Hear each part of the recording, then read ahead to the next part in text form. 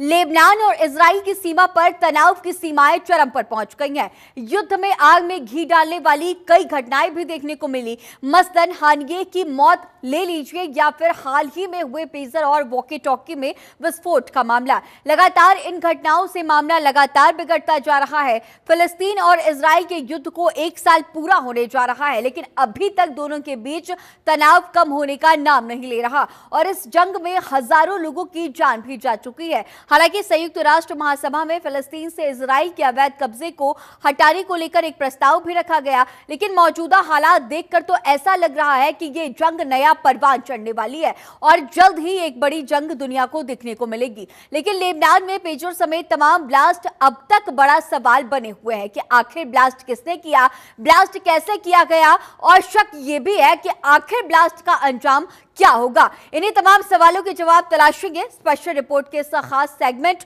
Lebanon कोहराम में।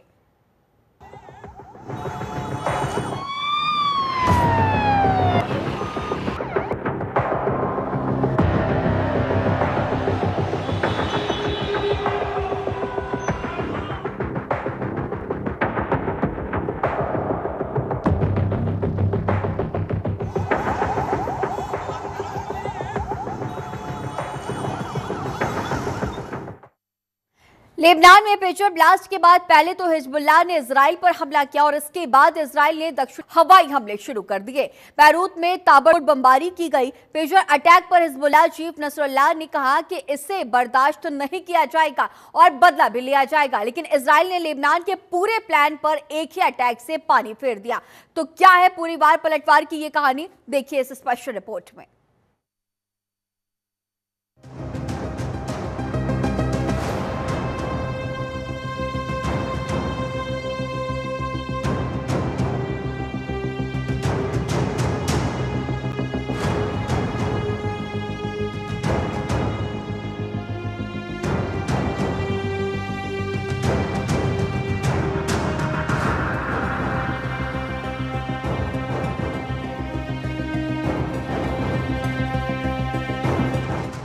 Hezbollah को घाव, मिडल ईस्ट में तनाव, लेबनान में आग, मची भागम भाग, इजराइल बरसा रहा रॉकेट, फट रहे पॉकेट, इजराइल का अटैक, हिजबुल्लाह का फॉलो बैक। मिडल ईस्ट में इस समय एक ऐसा धमाकेदार तूफान आया है जिसकी चपेट में लेबनान आया। इस बारूदी तूफान के धमाके हिजबुल्लाह के पॉकेट में हुए।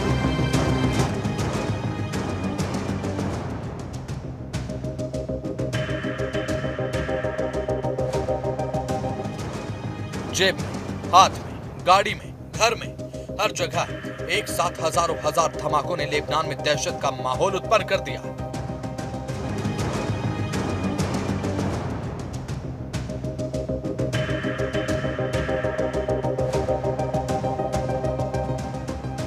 लेबनान में 18 सितंबर के पेजर के धमाके के साथ शुरू हुई धमाकों की लिस्ट 19 सितंबर आते आते लंबी हो गई। पेजर के बाद लेबनान में walkie talkie, laptop, phone, solar panel system, fingerprint reading machine, electric car, scooter और रेडियो में सीरियल ब्लास्ट हुए।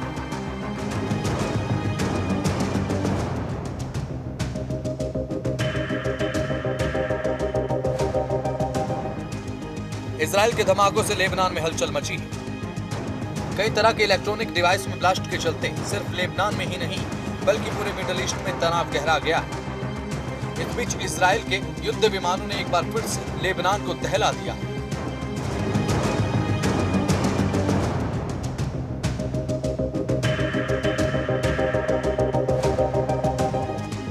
लेबनान में पिछले 3 दिनों से धमाकों के दिन और रात हो रहे हैं। लोग डरे हुए हैं और इलेक्ट्रॉनिक डिवाइस से दूरी बनाकर अब खुद को सेपरेट करने की कोशिशों में।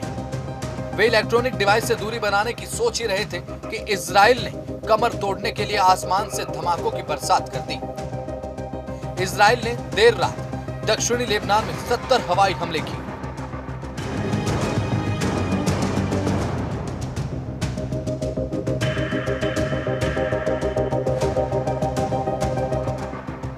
इस हमले के बाद बताया जा रहा है कि गाजा युद्ध शुरू होने के बाद से इजराइल का लेबनान पर यह सबसे बड़ा और हाई इंटेंसिटी वाला हमला था। इस जोरदार और हाई इंटेंसिटी हमले में लेबनान के साथ साथ ईरान भी बौखला गया है। साथ ही साथ इजराइल किसी भी तरह से लेबनान में हिजबुल्लाह को संभलने का मौका नहीं देना चाह रहा है। अब ऐसे में हमले के बाद दूसरा और दूसरे के बाद तीसरे हमले ने लेबनान में अफरा तफरी का माहौल पैदा कर दिया है। इजराइल डिफेंस फोर्स ने जानकारी दी है।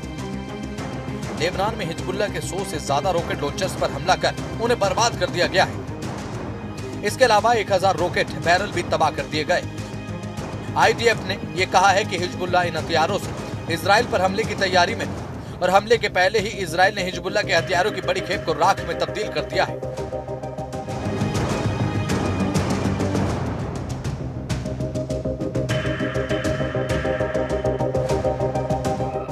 इजरायली सेना ने हिजबुल्लाह की कई इमारतों और एक हथियार डिपो को भी तबाह करने का दावा किया है। इससे पहले लेबनान में 17, 18 और 19 सितंबर को पेजर और वॉकी टॉकी में धमाके हुए थे। इसमें 37 से ज्यादा लोगों की मौत हो गई थी और 4000 से ज्यादा लोग घायल हुए थे। लेबनान और हिजबुल्लाह ने इन हमलों के लिए इजराइल को जिम्मेदार ठहराया है, लेकिन इजराइल ने अब तक इसकी जिम्मेदारी नहीं ली है। लेबनान में धड़ाधड़ हो रहे ब्लास्ट के बाद हिजबुल्लाह चीफ हसन नसरल्लाह ने अपने संबोधन में इजराइल की इस करतूत का जंग ऐलान बताया, लेकिन इस वक्त नसरल्लाह देश को संबोधित कर रहे थे। उस समय इजराइल लेबनान पर रॉकेट दाग रहा था।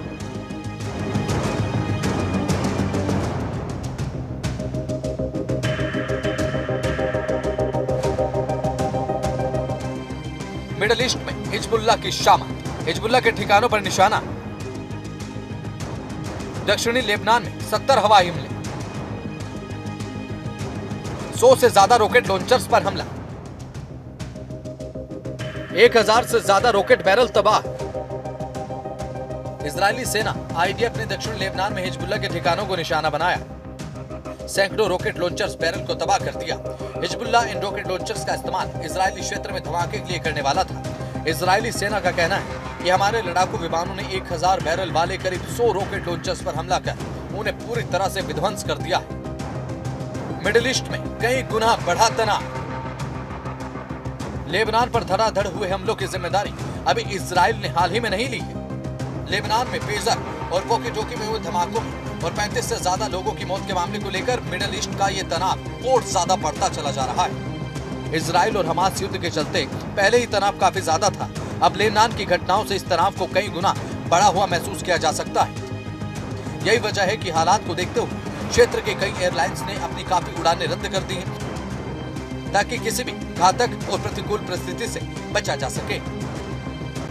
लेबनान में ब्लास्ट, भयानक अटैक। लेबनान और सीरिया में जिन पेजर में ब्लास्ट हुआ, ब्लास्ट से पहले उनमें कुछ सेकंड तक बीप बीप की आवाज सुनाई दी। कुछ पेजर जेब में ही ब्लास्ट हो गए, जबकि कुछ लोगों ने जैसे ही बीप की आवाज सुनकर पेजर को जेब या बैग से बाहर निकाला तो उनमें तुरंत ब्लास्ट हो गया। कई पेजर लोगों के हाथों में ही फट गए। इस ब्लास्ट में दर्जनों लोगों की मौत हुई है, जिसमें एक छोटी बच्ची भी शामिल है। ब्लास्ट की वजह से 4000 से ज्यादा लोग गंभीर रूप से या मामूली रूप से घायल बताए जा रहे हैं। कई लोगों के हाथ और पैर क्षतिग्रस्त हो गए। 500 से ज्यादा लोगों को अपनी आंखें गंवानी पड़ी है। किसी का धड़ क्षतिग्रस्त हुआ है तो किसी के शरीर का निचला हिस्सा धमाके में उठ गया। लेबनान में ईरान के राजदूत मोस्तबा अमानी को तो एक आंख गंवानी पड़ी, जबकि उनकी दूसरी आंख पूरी तरीके से क्षतिग्रस्त हो गई। मरने वालों में लेबनानी सांसदों के बच्चे भी शामिल हैं और हिजबुल्लाह के लड़ाकों के परिवार वाले भी धमाकों की चपेट में आ गए। पेजर के बाद ठीक इसी तरीके से वॉकी टॉकी से लेकर सोलर पैनल, लैपटॉप और रेडियो तक ब्लास्ट किए गए। इन हमलों में 20 से ज्यादा लोगों की मौत हो गई, जबकि घायलों का आंकड़ा 500 के पार है।